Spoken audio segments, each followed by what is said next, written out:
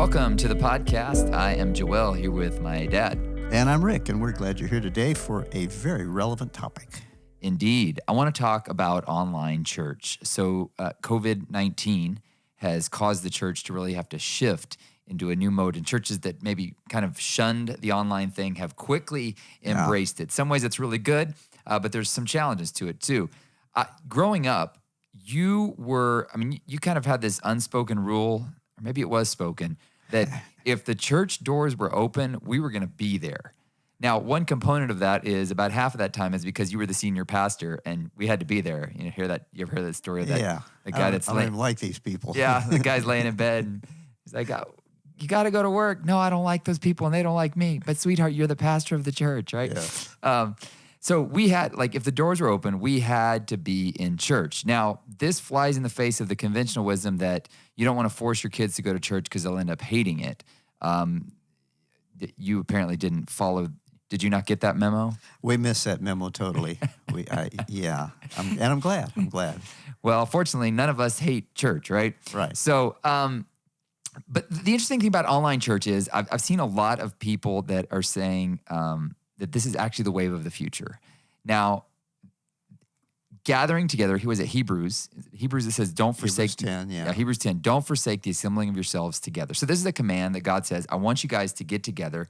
And there is something that happens when we're together in person. Of course, the skeptic out there is going to say, yeah, but that's because they didn't have online church, and online is just as relevant as getting together in person. And Paul would have done that if it was available then. Right. Well, and so here we come back to something we talk about a lot on this is, how's that working out long term? Yeah. And we don't have enough.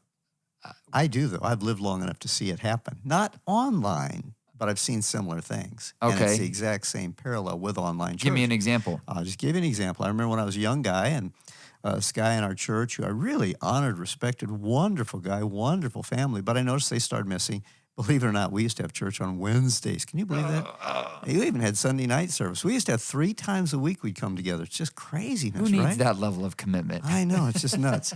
But he started missing Wednesdays, and I just wondered and didn't see him around. And I said, so, hey, what are you doing? He goes, oh, Wednesday night's our family night. Mm. And I thought, that sounds noble. Yeah, I thought, and I'm a dumb kid, I wasn't a dumb, I was a dumb young kid. I was in my 20s, dumb kid. Pardon me if you're in your 20s, but you're a dumb kid. You won't know it until you're in your 60s, but you are. And it's not dumb. It's naive. You just haven't had enough experience to know different. Exactly. You just haven't been around a while. And I hadn't been around. I'd only been around 20 years. But I saw this guy, and I saw that, and I thought, well, that's kind of cool. But then in the back of my mind, I'm going, well, yeah, but there's Monday night, Tuesday night, Thursday night, Friday night, Saturday. Why would you make Wednesday the one night that the people of God gather during the week your family night? Which is arbitrary, Wednesday night being arbitrary. Yeah. But if you're part of that church community, it's the night your church designated. And then I thought too, well, why not make it your family night? Our family goes to church. I know we're not sitting together watching some TV show or playing checkers or whatever they did on their family night. But the thing is, what we're talking about here is the longevity of it. And I've seen that, and they were wonderful, wonderful people, but none of their kids are serving God today. And it's just like, that breaks my heart. And I realized later the difference is the focus was upon we, me four, no more. Us four, no more. Yeah. Yes. Instead of we are part of something much bigger. We are part of the family of God. And our family is meeting on Wednesday night. As the family of God. As the family of God. Yeah. So our 4 members of that family, or 5 or 6 or whatever you have in your nuclear family there, we're going to be part of the family night meeting at the church. Now, that could sound kind of cultish. The family. I suppose it could. When you say it that way, especially. No, but there's that element of, that sounds rather communist.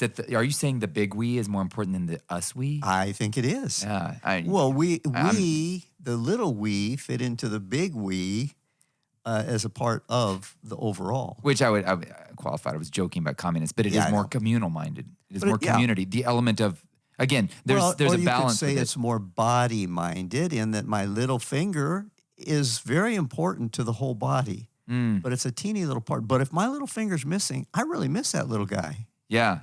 And so referring to it as the body, which body. Paul goes in depth on that. Of, what Yeah. if one part of the body said to the other, and Yeah. so you need to be So if my little finger said, well, participating. I know the rest of the body's all coming together to play tennis on Sunday, but I'm not going to be there. Well, that would lose some of my grip. I might still be able to play tennis, but I'm going to be missing something. So there's the element of participating. There's something that happens when you're physically participating in something rather than just consuming. Yeah. Which I think is one of the challenges with the online Yes. church is it's really, it's, again, I hate when people rag on consumerism. I mean, I don't like it either, but it's like, it is very you're just consuming the content rather than engaging with connection. Yeah. Instead of looking at the consumer verse, you could look at the fact that all I'm getting is content, as you say, for content versus connection. And it's in connection that we grow. Mm-hmm. For my body to grow, it's connected. Right. Again, if I take my little finger off and set it over on the table, it may get all the information, but if it's not connected, it's going to wither up and die. Going to shrivel up and it'll start to stink soon too. Well, that's true too. Yeah. Or another example I like is if the old days when we used to do coal. I know some of you guys still grill on coal. Grill over those charcoal briquettes. That's the only way to grill. Yeah. Yeah. If you're really a purist, you take one of those hot coals, it's burning white, and you set it off to the side and see how long it stays hot compared to the bed of coals. I've stolen that analogy from you a lot. I stole it from somebody. Oh, okay. I've used it in like 2 books at this point, so thanks for that. Okay, so there's that element of that there is a part of connection that when you're there. And so one of the things that concerns me is I've seen some people that a guy said the other day, he's like, the church is finally figuring out what it really is. Yeah. Here, look, I'm having church at the river with my family today while we're watching online. And I'm thinking, that's not an apples to apples, man. Like, it's not an apples to apples comparison. And I'm sure it's great being at the river. I'd love to be at the river too on Sunday instead of being at church sometimes. But there's something that happens when you're, again, with us 4 and no more at the river versus when you're around other believers. Yeah. And there's something about that, the environment, being in the environment, right? And again, you may make it, but let's look beyond your generation. What's your legacy? Right. What's going to happen with your kids? Because what you're telling your kids is gathering together with the people of God is not important. Right. Which is, again, like something I heard somebody say to me the other day. He said, you're asking your kids to listen to you, but they're not going to listen to you because they've been watching you. Yeah. Oh, ouch. Ouch. Yeah. They've been watching how you behave. Yeah. And here's the other thing is the old, it's not an old saying, but what one generation accepts in moderation, the next generation tends to embrace in excess. Yeah. So you're saying to your kids, now you may be solid and you may be solid and you say, well, I'm going to keep serving the Lord and I'm going to go out to the river. But you know what? I'm choking on even saying this because, again, you take that illustration of the hot coal.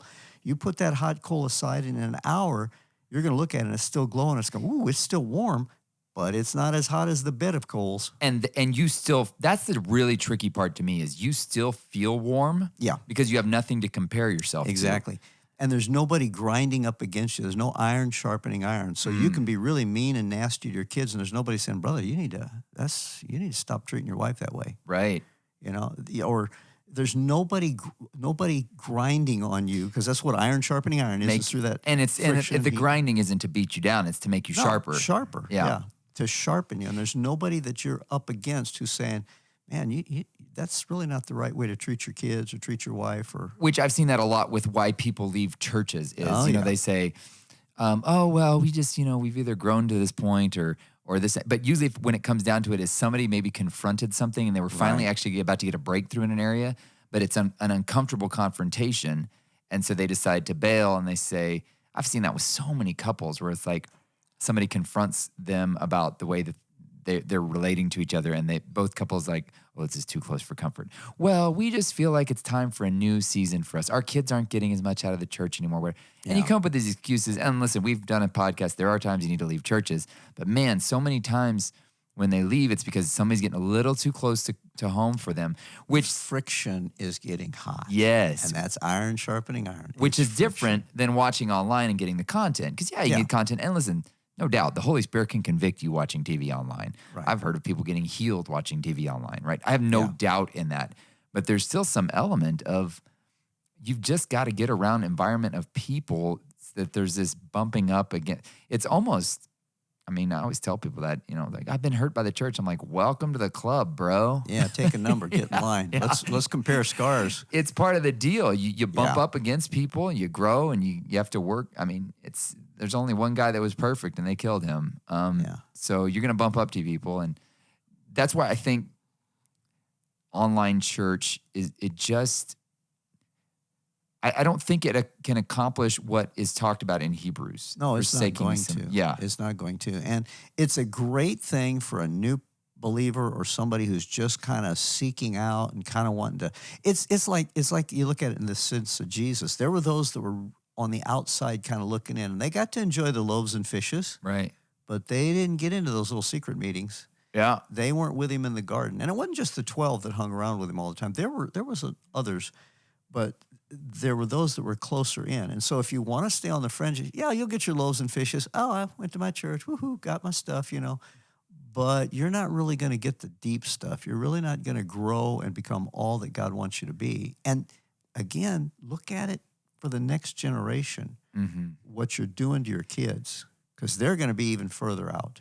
So there is one of the things you just hinted at, and the value of an online church is in some ways it's kind of a preview for people where you say, but if you're always, it's kind of like if you read the preview of the book and you're like, I read the book. No, you didn't actually read the book. You read the first 2 chapters. It is a great way for people to kind of dip their toe in. Yeah. People that haven't been to church, it's kind of a backdoor, like you said, they can peek their head in. There's an advantage of it. What about these online? Like we've had to shift to this Zoom type discipleship. Where do you think that fits in? I think, again, it's okay for, when that's the only option you have. And there are benefits to it, but it's not going to take the place of face-to-face.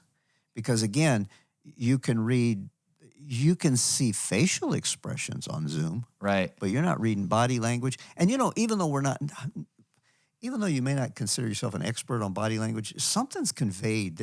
When people do certain things and those little micro expressions that you catch in their body, and you're picking up something, you don't even know you're doing it, but we communicate a lot. Well, I don't even know what the percentages are, but they say so much of communication has very little to do with what's really said, but it has to do with the they say nonverbal. What do they say? This is what's often misinterpreted is they say 93% of communication is nonverbal. That's not accurate. It's actually 93% of communication is nonverbal when it comes to inconsistent messages.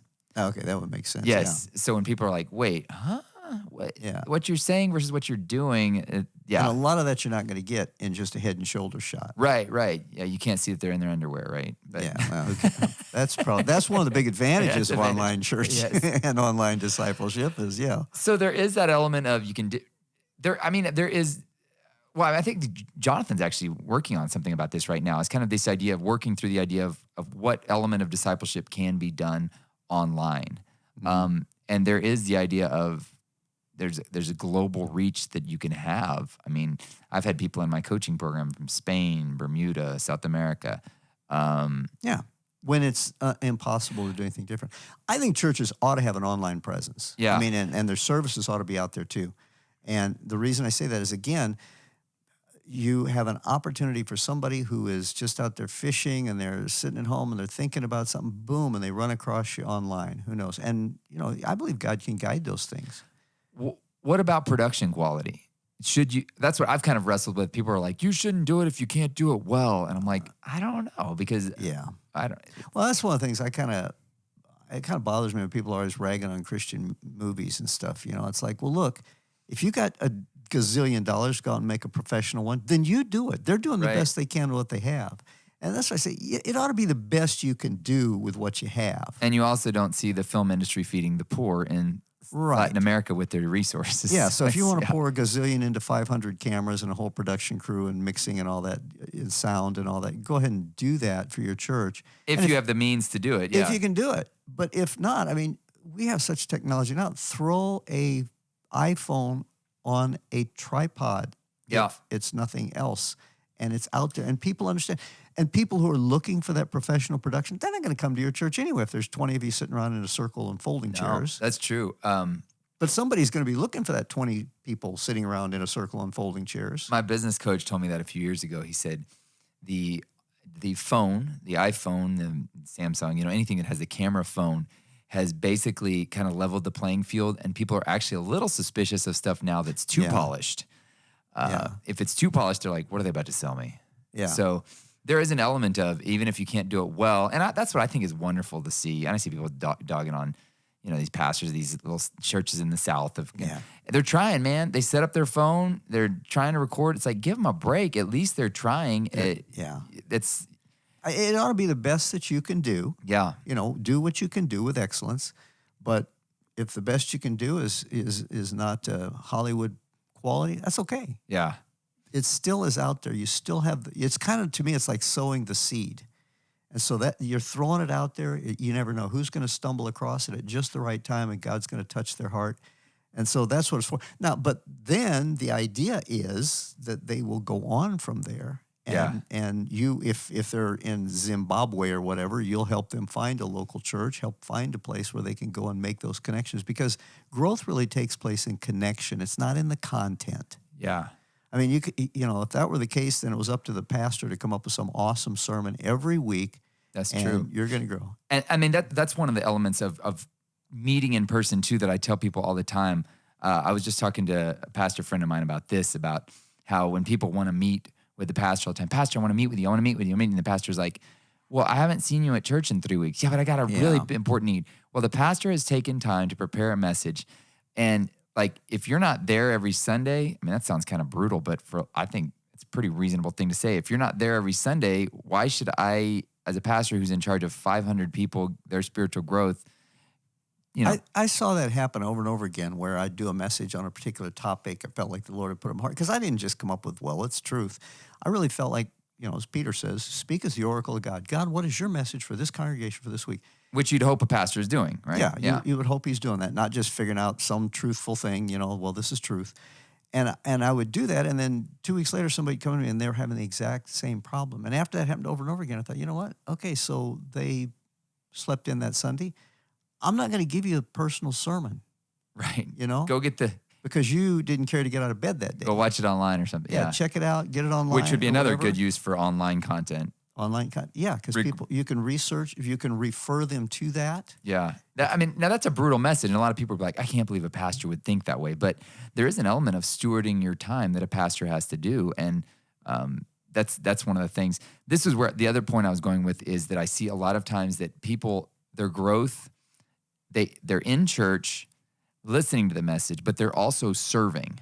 And through the serving and working together with other people, I've just seen that people that serve in church, obviously there's people that overserve and get burnt out, right? Because churches, we do know how to run through volunteers. Hopefully not. Yeah, no, but it happens. It is. And it's true. Yeah. Jonathan talks about that in his book. That's one thing he didn't learn from our church. Right. a lot of Jonathan's on how to do church badly came from our examples of learning how to do it right.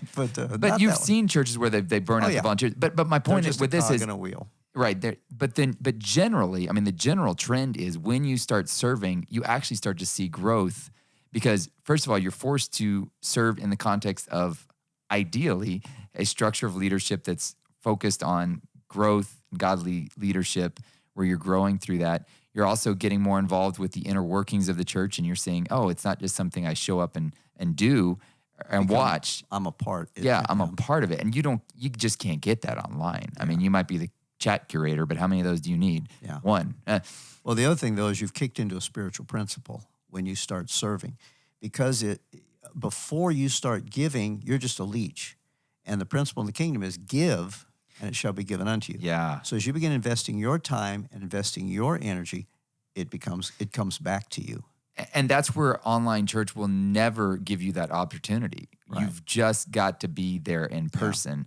Yeah. And I think in the long game, well, we like you said, we haven't seen it play out in the online, but you've seen similar things play out. Yeah. Which brings me to an interesting thing of the idea of kind of forcing yourself to show up at church. Yeah. And we talked about it earlier on, that you had a policy, like if the doors were open, you're coming. And I do hear a lot of people that say, I don't want my kids to grow up hating church. What do you say to that? Well, because I've had people say, should I force my kids to go to church? And I said, well, let me just ask you, do you force them to eat vegetables? Aren't you concerned that someday they'll grow up and hate vegetables? Oh man. Do you force them to go to school? I didn't want to go to school, but my mom said, you're going to school. Yeah. You know what? I hated Yeah. school. Why'd you but force me to go to school, Dad? Yeah, because I didn't want you to stay as ignorant as you were. You made me hate school, and I still hate it. I know everybody does, but it's something you do. You go. I mean, you got your master's now. I got my master's and nearly PhD, and just but I was forced to go. I mean, you was forced to. And there's a lot of things that we force our kids to do. You force them to go to bed on time. Well, when they grow up, they'll never go to bed at a decent hour. Well, that's not your problem. I think what happens though, because I've heard people go, well, I hate church because my parents made me go. I believe it had to do with their attitude in it. Mm-hmm. Because it was like with you guys just never questioned it. Because with us, before I met your mom, she was always at church. When I got saved, I thought, well, if church is going on, why would I want to be anywhere else? Why would I not want to gather with the people of God? And so I just did. It was just the thing you did. And so when we met, and I mean, most of our dating was in church. Okay, we had a church service. So we went to that. Well, yeah, that's interesting too, because I hear a lot of people, they're like, well, where do I find a good person? Well, find somebody at the church all the time. Yeah, if you're it's dating, be where you find hang out. Yeah. That you're going to find people. And so you're saying essentially that it's a flawed premise that forcing them to go to church is what's going to make them hate church. Right. What they're going. It comes back again to that thing is your children are watching you more than they're listening to you. Right. So what's the attitude that you're doing it with? And the other thing is, you might be going to a church that suits your need, but it doesn't suit their need. We talked about that in another podcast. Yeah, I remember we that. did. Because, and as an adult, when I first heard, I first thought, well, people pray and they just hear where God wants them to go, and that's where they go to church. And then when I first started hearing about people who go, well, I don't go there because they don't have anything for my kids, I thought, well, that's kind of nutty. And later I realized, no, a good parent looks out for their kid above themselves. Yeah. And so I'll go to a church that maybe they don't, as a parent, that maybe they don't have anything for me. Right. But I'm a big boy. I can eat myself. I can go home and I can get into the Word. I can listen to radio. I can listen to podcasts. I can, whatever. I want it to be an exciting time for my kids where they're going to have a positive experience. Yeah. Which comes back to, again, the attitude of, again, they're watching you. And I mean, that's really, I think one of the attitudes too with the online thing is I think a lot of people I'm going to get really blunt here. I think this is a great cop out for a lot of people. It's like, no, you wanted to be at the lake anyways. Yeah. And now you've got an excuse. You wouldn't have showed up to the church anyways, but now you've got an excuse. You can pop on the TV, be fishing, hanging out at the lake, and hey, we did church. We're good to go. Look at us. This is the way God wanted us, out in nature, enjoying the world and watching church. I'm not so sure about that. I think you may have just had the attitude already that you weren't really a fan of going to church anyways, and you weren't really going that much anyways, and this is just your excuse to, again, I might have lost a lot of friends just now, but that's the real case. Well, maybe you lost a lot of friends, but the wounds of a friend are faithful. And the thing is, you'd rather lose them now than 20 years down the road when their kids are running from God and they can't understand why. And you go, well, you were never in church, dude. Matt Chandler talked. He had a video that went viral about that, where he said, you're doing the sports thing. You can take your kids out to the sports games and spend the weekend out for the sports. And then you wonder, why aren't my kids on fire for God? Well, you clearly indicated to them what's the most important thing. Kids camp is $60 for a week? Oh, it's more than that now. $20 for a week? Yeah. But how much is a Little League uniform? Oh, I know, yeah. How much is ballet costumes for a 1-hour performance? It again comes down to the attitude of what you value, and your kids are seeing what you value. And they're not, you can tell them whatever you want to, but they're watching you. Which, again, that's where I think it's a really interesting time right now, where we've been forced to go online. And I'm curious, a lot of people are like, this is going to be awesome for the church. It's going to advance the kingdom. I'm like, actually, it could be a massive setback for us if we're not intentional about navigating this, even as pastors for congregates, because you could easily in your mind justify saying, well, man, this has been great online. Why do I even need to go? And you don't even realize that how it's been impacting you. There's another aspect to that. It's like this.